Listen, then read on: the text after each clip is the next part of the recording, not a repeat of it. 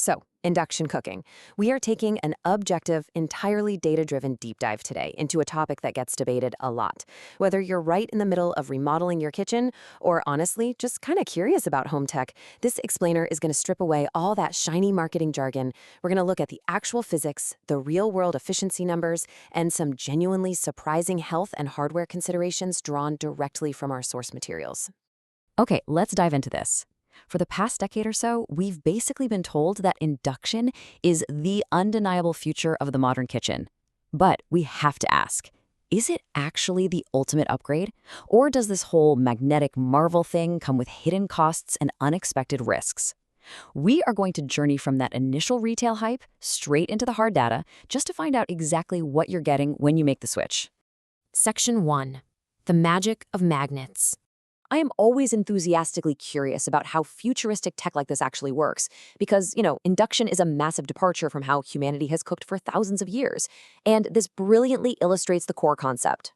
Instead of generating heat beneath the glass and just sort of pushing it upward, an induction range generates a high-frequency alternating magnetic field. That magnetic field passes completely harmlessly right through the glass cooktop, but when it hits a ferrous pan, meaning a pan that attracts a magnet, it literally excites the iron molecules inside that metal. Through magnetic friction, it generates heat directly inside the pan itself.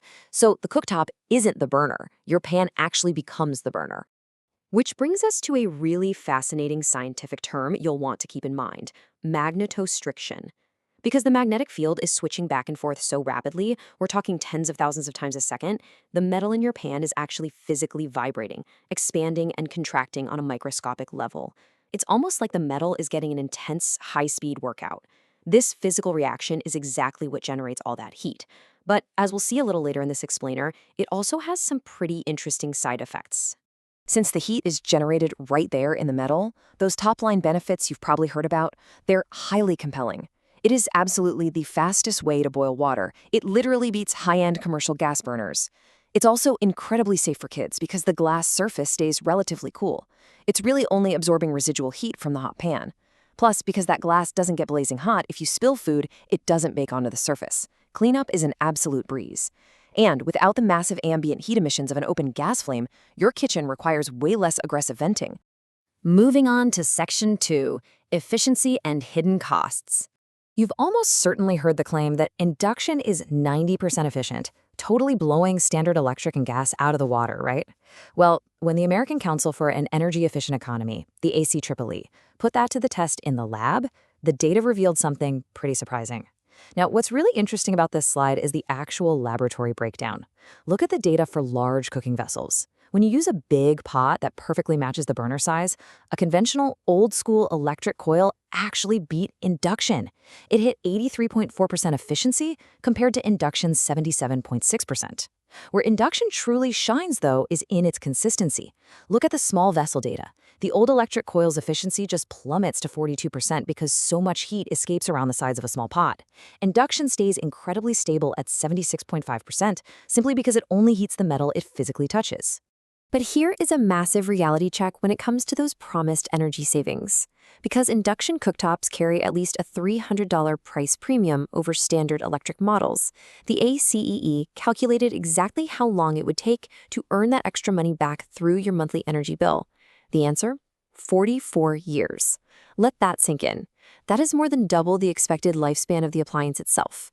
So while you're definitely getting great performance, you are absolutely not buying induction just to save money on your electric bill. And honestly, the hidden costs don't stop at the appliance itself. There is what we call the cookware catch. Remember that magnetic magic we talked about? It strictly requires ferromagnetic metal.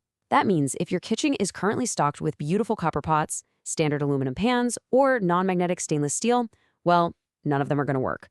You'll literally have to replace your entire set, which can easily add hundreds of dollars to your initial upgrade cost.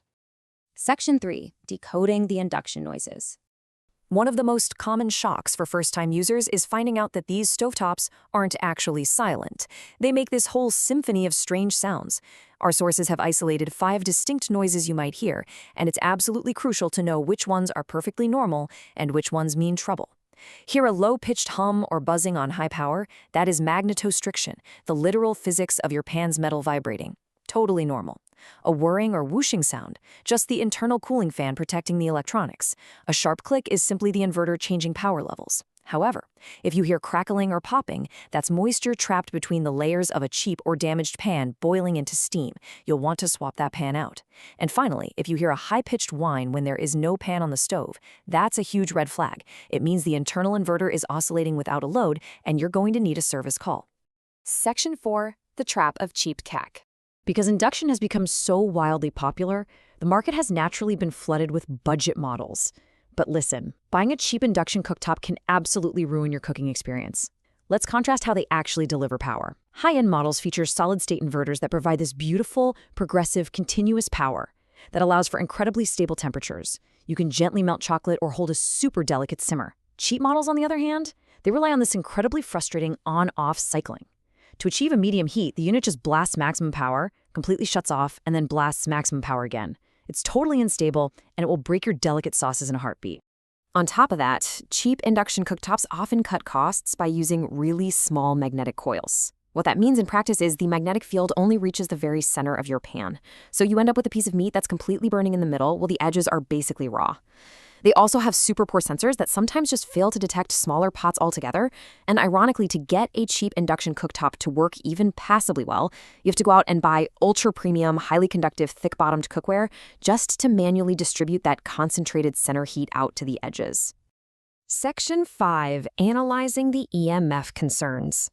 Now, I want to be very clear here. As your host, I am impartially reporting on the findings from our source materials without endorsing any specific viewpoint.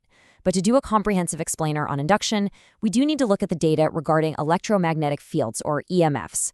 This issue was highlighted in our sources by Dr. Jeffrey Mackless, a Harvard University neurologist and professor of stem cell and regenerative biology. He was actually super excited to install induction in his own kitchen, right up until he reviewed the European regulatory data.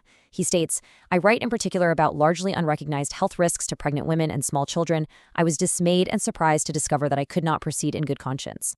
So the crucial point is, how close is too close? Dr. Mackless's analysis of the Swiss and EU regulatory data points out that the danger isn't just general radiation floating around the room. Rather, it's the intense spatial proximity of those magnetic fields to a developing brain during real-world, everyday cooking scenarios. Let's look at the hard data from those EU findings to understand what that means. The acceptable regulatory limit for EMF exposure is about 6 microtesla.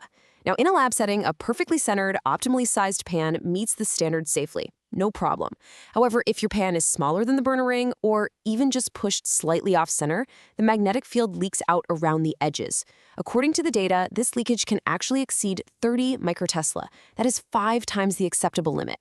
The specific practical concern raised by Dr. Mackless is that a pregnant woman's abdomen right up against the stove or a small child standing on a stool next to you to help stir places a highly vulnerable developing brain within exactly 1 foot of this potentially elevated magnetic leakage. Which leaves us with the ultimate question as we wrap up this explainer. Induction undeniably offers blistering speed, incredible precision, if you buy a quality unit, of course, and the fantastic day-to-day safety of a cool glass cooktop. But you have to weigh all of that against the hidden costs of replacing your cookware, the reality of the appliance's noise, and those specific EMF proximity concerns for expectant mothers and young children. So does the magic of magnets make it the right choice for your family's kitchen? That is a decision only you can make. Thank you so much for joining me on this deep dive, and keep asking the big questions.